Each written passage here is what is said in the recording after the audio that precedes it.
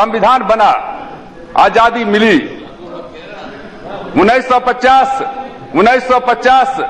1950 से लेकर के जब से 52 का पहला चुनाव हुआ था, वो 52 के बाद से 16 लोकसभा के चुनाव हुए हैं, 300 जो है विधान सभा के चुनाव हुए हैं, 300 बार। और प्रजातंत्र, इसमें दो मत नहीं है कि प्रजातंत्र जो है दिनों दिन जो है हमारा डेमोक्रेसी नीचे जा रहा है। लेकिन आप एक बात याद रखिए, बाबा साहेब अम्बेडकर ने कहा था कि हम जा रहे हैं विरोधाभास में। एक तरफ से जो गरीब लोग हैं, दलित हैं, पिछड़े हैं, अल्पसंख्यक हैं, गरीब लोग हैं, उनको राजनीतिक आजादी मिल गई है, लेकिन उनको आर्थिक और सामाजिक आजादी नहीं मिली है। और उन्होंने कहा था कि यदि आर्थिक और सामाजिक अधिकार उनको नहीं मिला तो ये वो तबका है जो है संविधान को नष्ट भी कर सकता है।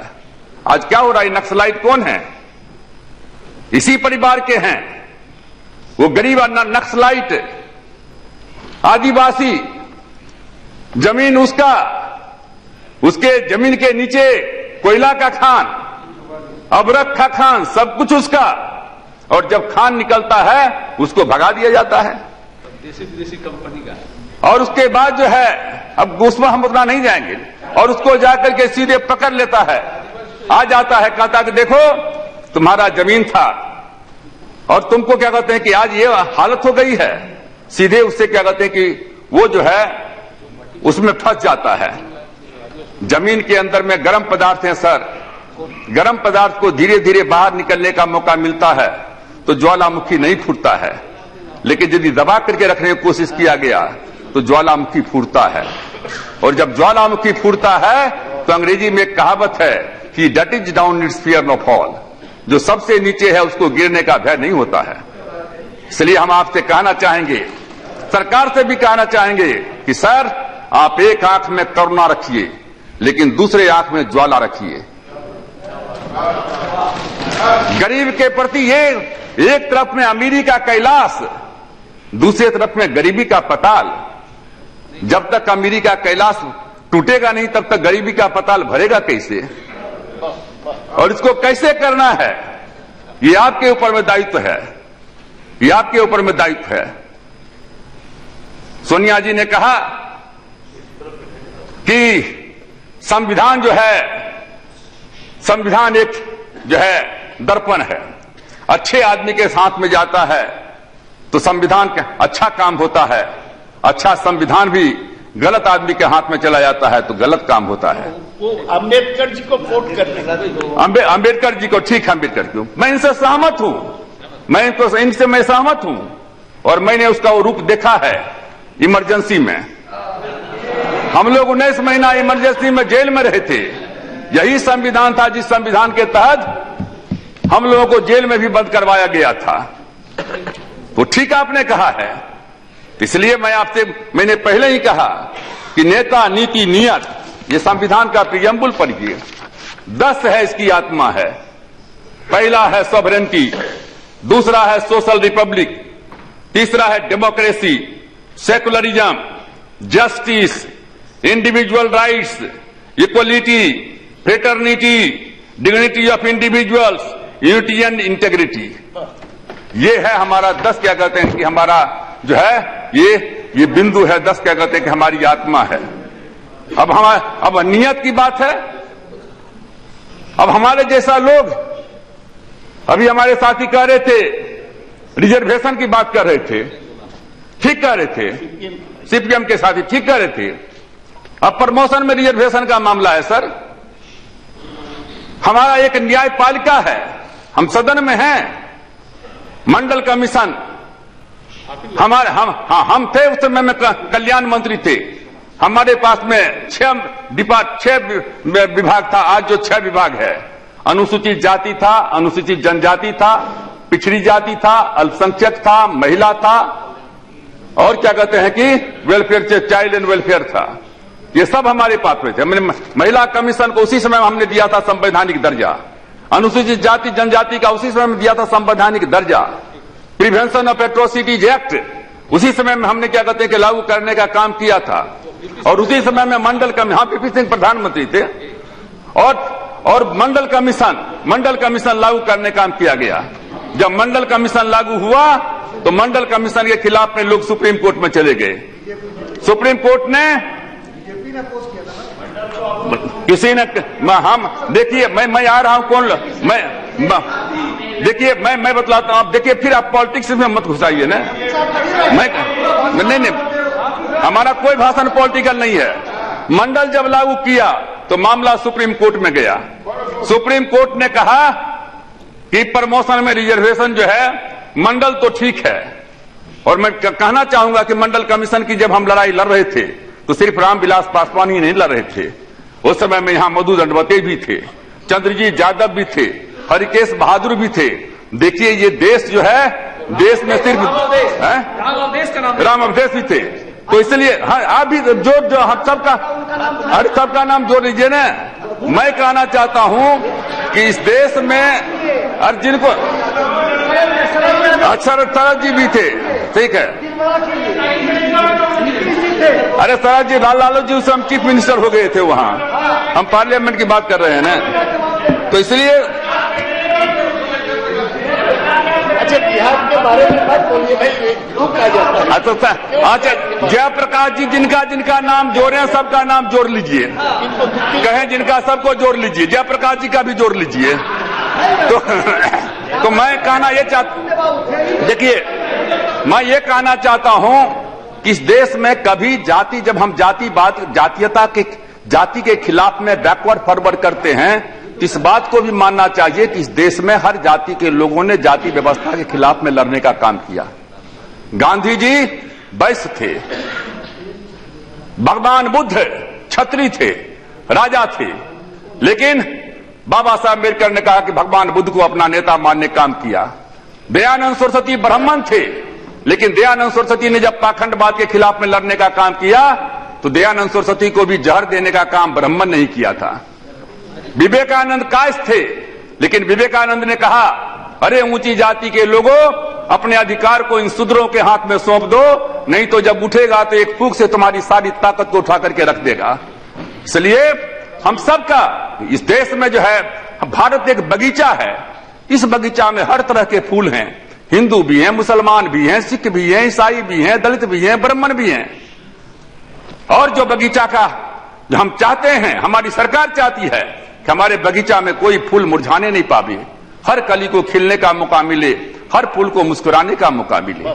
ये मैं कह रहा था, मंडल कमीशन जब गया कोर्ट में, तो मंडल कमीशन जब कोर्ट में गया तो सुप्रीम कोर्ट ने कहा प्रमोशन में रिजर्वेशन खत्म कर दिया जाएगा। जो हमारे सीपीएम के साथी कह रहे थे, प्रमोशन में रिजर्वेशन खत्म कर दिया जाएगा। 5 साल के बाद 1992 को 16 नवंबर को मंडल कमीशन का जजमेंट आया। हम धन्यवाद देना चाहते हैं नरसिम्हा राव जी को कि 5 साल 1995 में नरसिम्हा राव जी ने जो है प्रमोशन में रिजर्वेशन को पार्लियामेंट में पेश किया, संविधान संशोधन करके क्या हुआ कि प्रमोशन में रिजर्वेशन रहेगा। लेकिन इस देश में एक से एक लोग हैं, एक चला गया कोई, उसने कहा कि हाँ प्रमोशन में रिजर्वेशन तो रहेगा लेकिन सीनियरिटी नहीं रहेगी। अटल बिहारी वाजपेयी जी की सरकार थी 2000 में, और 2001 तीन संशोधन हुए। जो लोग है भाजपा और कांग्रेस या पार्टी की बात करते हैं, पहला संशोधन हुआ क्या, और तीनों संशोधन का, चारों संशोधन का हमारे पास में क्या कहते हैं पूरा आंकड़ा पूरा है। पहला संशोधन हुआ जिसमें कहा गया कि नहीं सीनियरिटी रहेगी। फिर एक कोई आदमी चला गया, उसने कहा हां सीनियरिटी तो रहेगी लेकिन जो है रिलैक्सेशन नहीं रहना चाहिए, आर्टिकल 335 का उल्लंघन होता है। फिर संविधान में संशोधन हुआ और फिर कहा गया कि नहीं, अटल जी के समय में, कि नहीं सीनियरिटी भी रहेगी और रिलैक्सेशन भी रहेगा।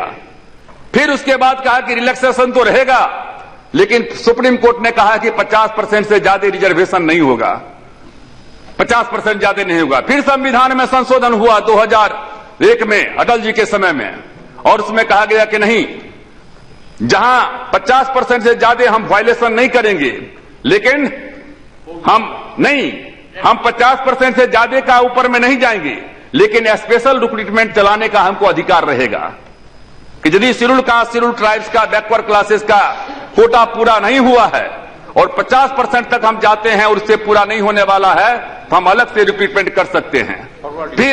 फिर उसके बाद जो है नागराज गया सुप्रीम कोर्ट में और उसने कहा कि सारे के सारे संविधान संशोधन जो हुए हैं असंवैधानिक हैं।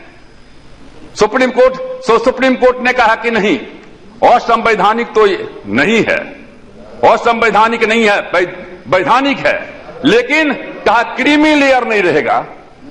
9 मेंबर्स बेंच कहता है मंडल कमीशन का कि शेड्यूल कास्ट के लिए क्रीमी लेयर नहीं है, और वो कहता है, कोर्ट कहता है कि क्रीमी लेयर रहेगा। फिर उसके बाद दूसरा क्या कहता है शेड्यूल कास्ट, शेड्यूल ट्राइब्स के लिए कि बैकवर्डनेस का पहचान करना पड़ेगा। शेड्यूल कास्ट का पहचान बैकवर्डनेस नहीं है, शेड्यूल कास्ट का पहचान अनटचेबिलिटी है। कौन पासवान जी, क्रीमी लेयर तो केवल ओबीसी के बारे में, लेकिन सुप्रीम कोर्ट ने कहा ना कि शेड्यूल कास्ट, इसलिए तो बंद हो गया ना। जो बात वो कर रहे हैं कि अभी प्रमोशन में रिजर्वेशन बंद है, इसलिए उसने कहा दिया क्रीमी लेयर। दूसरा का बैकवर्डनेस का पहचान वो नहीं होता है, बैकवर्डनेस का पहचान शेड्यूल कास्ट के लिए अनटचेबिलिटी है, और ट्राइबल्स के लिए जो है ट्राइबल कल्चर है। अब बहुत से लोग हैं, हम कहना नहीं चाहेंगे, बिहार में हुआ, उत्तर प्रदेश में हो रहा है, जो भी जाति आ रही है इसको शेड्यूल कास्ट में मिला दो, उसको कहते हैं वो पिछड़ी जाति है तो अति पिछड़ी जाति में कर दो, अति पिछड़ी जाति से क्या कहते हैं कि दलित में कर दो, और ट्राइबल में क्या कहते हैं कर दो। अरे उसका नियम बना हुआ है, कौन कास्ट कहां जाएगा। स्टेट गवर्नमेंट का काम है रिकमेंड करना, और रिकमेंड करके जब मामला आता है तब आरजीआई के पास में जाता है, रजिस्ट्रार जनरल ऑफ इंडिया के पास में जाता है। रजिस्ट्रार जनरल ऑफ इंडिया उसको जब देखता है तब वो जाता है एससी एसटी बीसी कमीशन के पास में। एससी एसटी बीसी कमीशन जब उसको पास करता है तब वो जाता है मिनिस्ट्री में, डिपार्टमेंट में, और डिपार्टमेंट जब पास करता है तब जाता है कैबिनेट में, और जब कैबिनेट पास कर देता है तब आता है यहां। लेकिन जिसको जहां मन हो रहा है, इसको वहां घुसा दो, उसको वहां घुसा दो, उसको वहां कर दो, राजनीतिक लाभ लेने का काम करो। इसलिए मैं कहना चाहता हूं कि आपने ठीक कहा, और मैं प्रधानमंत्री जी से आग्रह करना चाहता हूं। पिछली बार यूपीए की सरकार ने लाई थी, लेकिन किसने विरोध किया था? बीजेपी ने विरोध किया था। किसने विरोध किया था? बोलते क्यों नहीं है? विरोध किया था मुलायम सिंह यादव जी की पार्टी, समाजवादी पार्टी ने। पास नहीं होने, एक मिनट, पास नहीं होने दिया ना। लोकसभा एक जगह से पास हो गया, दूसरे जगह पर पास नहीं होने के लिए दिया है। आप लोग सर्वसम्मति बना लो, सरकार क्या कहते हैं, सरकार लाने को तैयार है। निजी क्षेत्र में आरक्षण का मामला है, हाँ ठीक है, हम नहीं चाहते हैं कि साइंटिस्ट में आरक्षण हो, हम नहीं चाहते हैं कि जिससे कोई उसके ऊपर में जो है एफिशिएंसी के ऊपर में हो, लेकिन क्लास 3 में, क्लास 4 में, उसमें अफर्मेटिव एक्शन तो है ही। इंग्लैंड अमेरिका में नहीं है क्या? यहां टीवी में जाकर के देखिए, प्रेस में जाकर के देखिए, 0.01% भी शेड्यूल कास्ट का आदमी नहीं मिलेगा, और वहां 4 आदमी को देखिए तो वो काला जरूर मिल जाएगा। यहां तो किसी को पहचान में भी नहीं है कौन किस जाति का है। इसलिए प्राइवेट से निजी क्षेत्र, जो प्राइवेट सेक्टर में है, हम उससे सहमत हैं कि कम से कम जो है रिजर्वेशन नहीं हो तो अफर्मेटिव एक्शन क्या कहते हैं उसका होना चाहिए। सर, मैं आपसे कहना चाहूंगा, ये एक्ट बना हुआ है, इतने दिन तक सरकार रही है, किनकी सरकार रही है? अभी तक जो शेड्यूल कास्ट, शेड्यूल ट्राइब्स का जो रिजर्वेशन है, वो रिजर्वेशन एक्ट से नहीं चल रहा है, वो रिजर्वेशन चल रहा है गवर्नमेंट ऑर्डर से। जो अफसर होता है उसको उल्लंघन कर देता है, किसी को क्या कहते नहीं। हम लोग शुरू से मांग कर रहे हैं कि भाई एससी एसटी जो जितना आप रिजर्वेशन दे रहे हो गवर्नमेंट ऑर्डर से, उसको एक्ट बना दो और उसको 9 शेड्यूल में डाल दो, कोई अफसर की हिम्मत नहीं पड़ेगी। ये सारे के सारे चीज है जो बुनियादी काम है, इसको क्या कहते हैं कि हमको क्या कहते हैं करना है, और यही बुनियादी चीज है। ये फेडरल स्ट्रक्चर और फल्ला और चिल्ला वो तो लड़ करके हो ही जाएगा, लेकिन ये गरीब जो लोग हैं, जो दलित हैं, आदिवासी हैं, पिछड़े हैं, अल्पसंख्यक हैं, ऊंची जाति में जो गरीब लोग हैं, इनकी समस्या के तरफ में सरकार ध्यान नहीं देगी तो ये प्रजातंत्र जो है, डेमोक्रेसी जो है, जो जड़ में जा रहा है। और जिस बाबा साहब अम्बेडकर का हम नाम लेते, बाबा साहब अम्बेडकर का अभी भी जाकर देखिए, राज्यसभा का टीवी में हम लोग देख रहे थे, बाबा साहब अम्बेडकर को कौन आने देना चाहता था? ये गांधी जी का सजेशन था। कौन आने देना चाहता था? सब कहते थे बाबा साहब अम्बेडकर को क्या क्या कहते थे।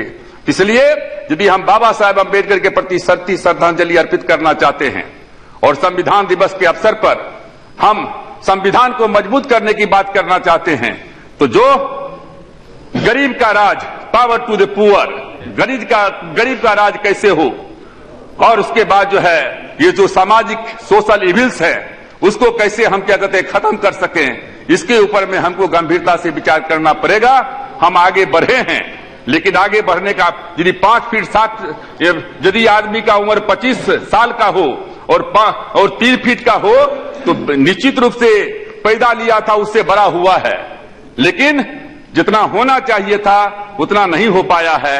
इसलिए यदि हम संविधान के प्रति अपना जो है डेडिकेशन करते हैं, समर्पण करते हैं, उनको हम अंगीकार करने का काम करते हैं, तो ये सरकार और विरोध सबकी जवाबदेही है कि जो आत्मा है संविधान का और जो पावर टू दी पुअर है, उस पावर टू दी पुअर के लक्ष्य को आगे बढ़ाने का काम करें। इन्हीं शब्दों के साथ उपसभापति जी मैं आपको और सरकार और विपक्ष सबको मैं धन्यवाद देना चाहता हूं। श्री राजमान रेड्डी। हिंदुस्तान में अगर सबसे बड़ा लीडर कोई था, गांधी से बढ़कर महात्मा गांधी से बड़ा, नेहरू से बड़ा, इंदिरा गांधी से बड़ा, अटल बिहारी वाजपेयी से बड़ा, सावरकर से बड़ा, अगर पंडित दीनदयाल उपाध्याय से भी कोई बड़ा लीडर था तो वो बाबा साहेब अम्बेडकर।